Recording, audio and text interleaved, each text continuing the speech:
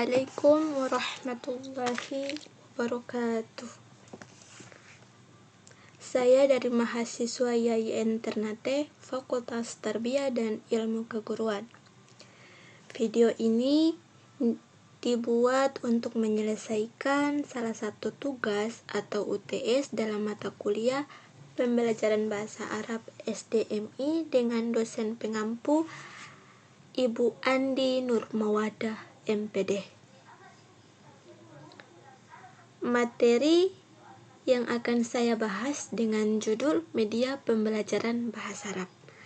Sebelum masuk ke pembahasan lebih lanjut, perkenalkan nama saya Rita Rizkia Ali dengan NIM 21134023, Prodi PGMI Pendidikan Guru Madrasah Ibtidaiyah, dan sekarang saya sudah memasuki semester 5. Nah, di sini kita masuk ke A. Pengertian media pembelajaran bahasa Arab. Media secara harfiah berarti perantara atau pengantar. Media adalah segala bentuk yang dipergunakan untuk proses penyaluran informasi.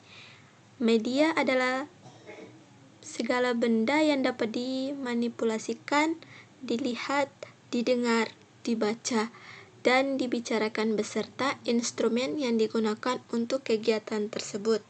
Nah, kata media berasal dari bahasa Latin medius yang secara harfiah tengah, perantara, atau pengantar.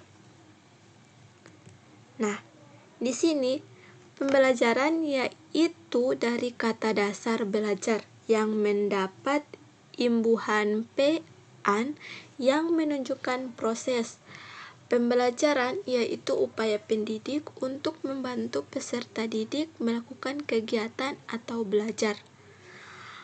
Bahasa Arab adalah bahasa yang dipakai untuk bangsa-bangsa yang tinggi di sekitar sungai Tigris dan Furat, dataran Sinai dan Jazirah Arab yang masih digunakan hingga sekarang ini atau sekarang ini. Selanjutnya yaitu B. Peranan media dalam pembelajaran. Media pembelajaran merupakan wahana penyalur atau wadah pesan pembelajaran. Dengan demikian, media pembelajaran memegang peranan strategis dalam proses kegiatan pembelajaran. Nah, selain berperan menarik minat atau perhatian siswa, ia juga berperan menyampaikan pesan yang ingin disampaikan dalam setiap mata pelajaran. Untuk menciptakan suasana belajar yang menarik perhatian siswa, maka dibutuhkan kreasi, inovasi, dan variasi seorang guru dalam mendesain beberapa media pembelajaran sehingga kegiatan pembelajaran tersebut dapat berlangsung dengan mengoptimalkan proses dan berorientasi pada presentasi atau hasil belajar. Nah, di sini juga terdapat berbagai teori yang berkaitan dengan pembelajaran nih. Menurut teori pembelajaran, bahwa belajar adalah perubahan perilaku yang terjadi melalui pengalaman.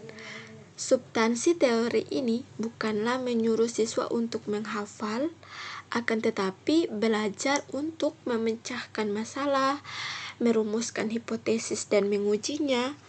Nah, pada akhirnya melalui arahan dan bimbingan guru, siswa dapat membuat kesimpulan.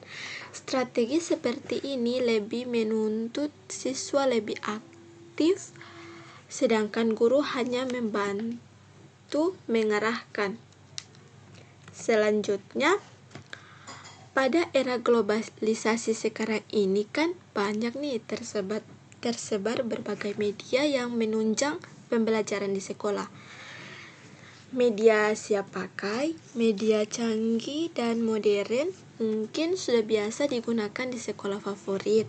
Bahkan saat ini para siswa sudah bisa memilikinya dan nampaknya mereka sudah ketergantungan dengan media tersebut. Tanpa media, mereka tidak bisa belajar secara maksimal. Apalagi sifat mereka cenderung serba ingin tahu terhadap hal-hal yang baru. Nah, apalagi anak SD atau MI, pasti kecenderungan mereka itu atau sifat mereka itu ingin tahu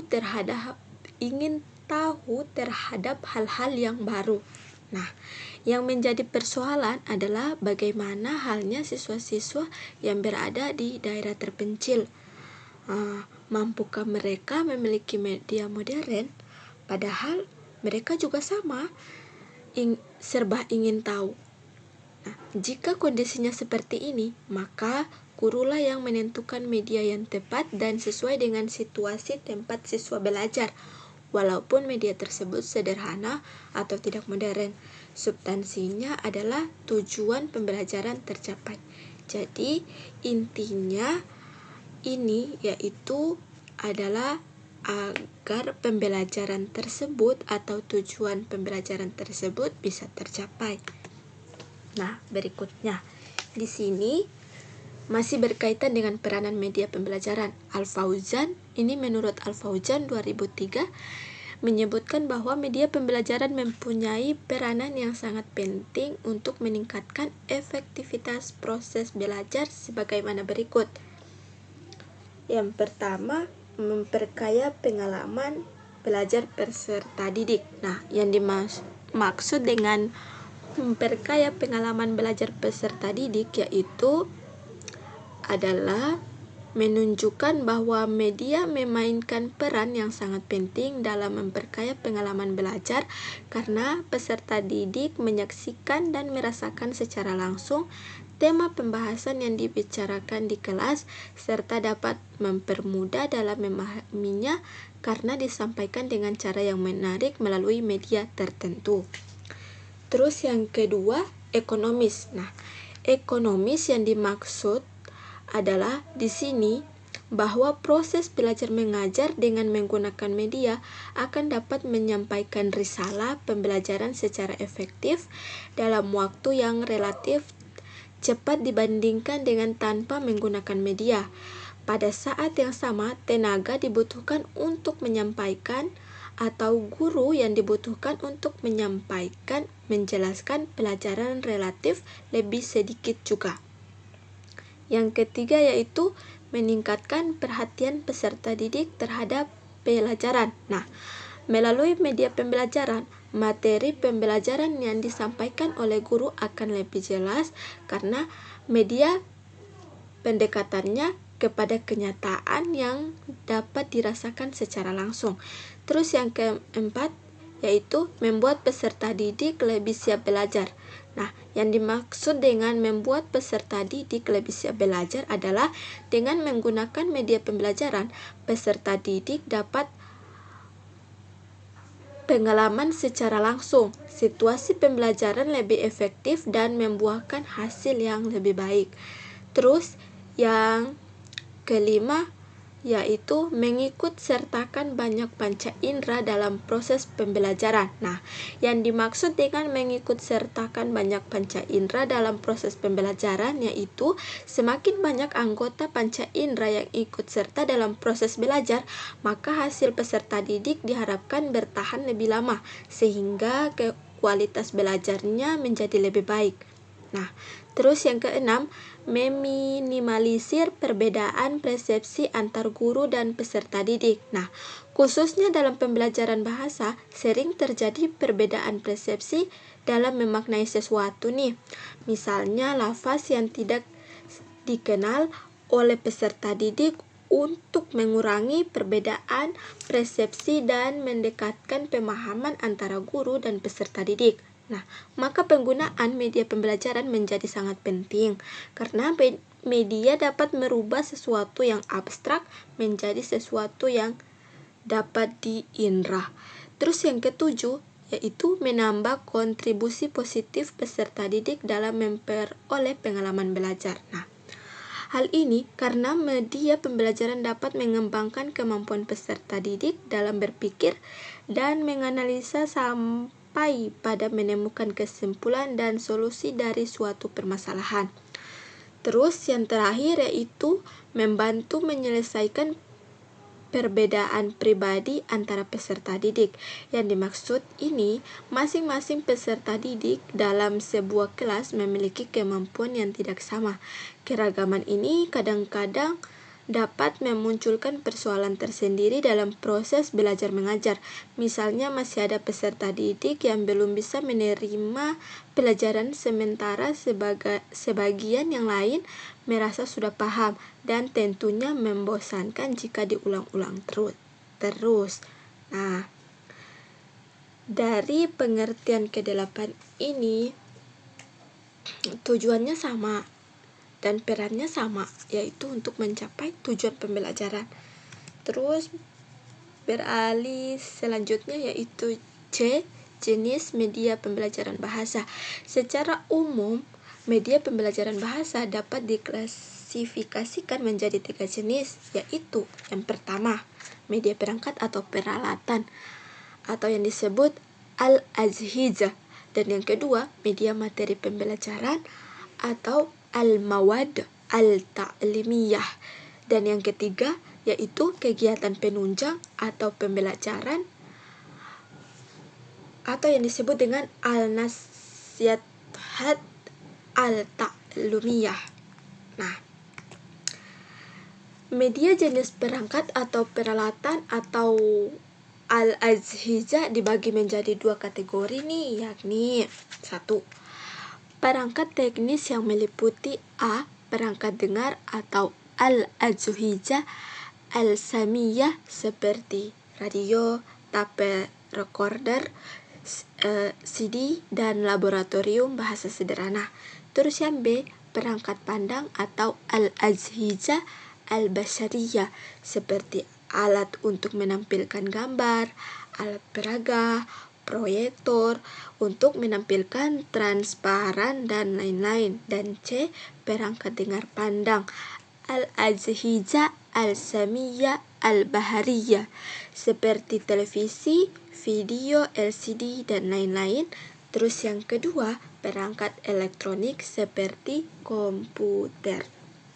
Nah, selanjutnya, sedangkan media jenis materi pembelajaran atau al-mawad al-ta'limiyah al-ta'allumiyah. Nah, dibagi menjadi 3 kategori nih, yaitu 1. Media materi cetak atau mawad matbu'ah seperti buku-buku, gambar, peta, kartu, dan simbol. Terus yang kedua yaitu media materi pandang dengar tidak bergerak atau mawad samiyah basariyah tasbitah seperti film yang tidak bergerak dan sejenisnya. Terus yang ketiga yaitu media materi pandang dengar bergerak atau mawad samiyah basariyah mutaharrikah seperti film-film, kaset-kaset, video, dan VCD. Nah, selanjutnya terakhir, adapun media jenis kegiatan penunjang. Nah, adapun media jenis kegiatan penunjang pembelajaran atau al-nasihat al-ta'limiyah seperti kegiatan rihlah dan kunjungan atau jirayah, pameran, sandiwara, atau masrahiyah, terus perlombaan atau musabaqah, terus camping bahasa atau mukahayam lugawi, atau jalan sehat, dan lain-lain. Nah, dari penjelasan yang tadi telah kita lewati, di sini kesimpulannya berdasarkan pembahasan tersebut dapat kita simpulkan atau dapat disimpulkan media pembelajaran adalah salah satu faktor yang amat menentukan dalam menunjang keberhasilan proses pembelajaran di kelas serta tercapainya tujuan pendidikan. Terus media pembelajaran adalah pengganti guru dalam mengantar siswa agar mudah memahami materi pembelajaran yang disajikan. Nah, terus Media pembelajaran bahasa Arab adalah seperangkat alat pembelajaran yang disiapkan guru menjelaskan pesan yang relevan dengan materi pembelajaran serta alat menarik perhatian dengan minat belajar siswa terhadap materi bahasa Arab. Nah, inti dari materi yang tadi sudah dibahas yaitu tujuannya adalah tercapainya tujuan pembelajaran di kelas atau tercapainya tujuan pendidikan. Nah, mungkin itu materi yang saya sampaikan. Lebih dan kurangnya saya mohon maaf. Yang salah datang dari saya dan yang benar datang dari Allah Subhanahu wa Ta'ala. Lebih dan kurangnya saya mohon maaf dan saya akhiri. Wabillahi taufiq wal hidayah. Wassalamualaikum warahmatullahi wabarakatuh. Dadah dan thank you.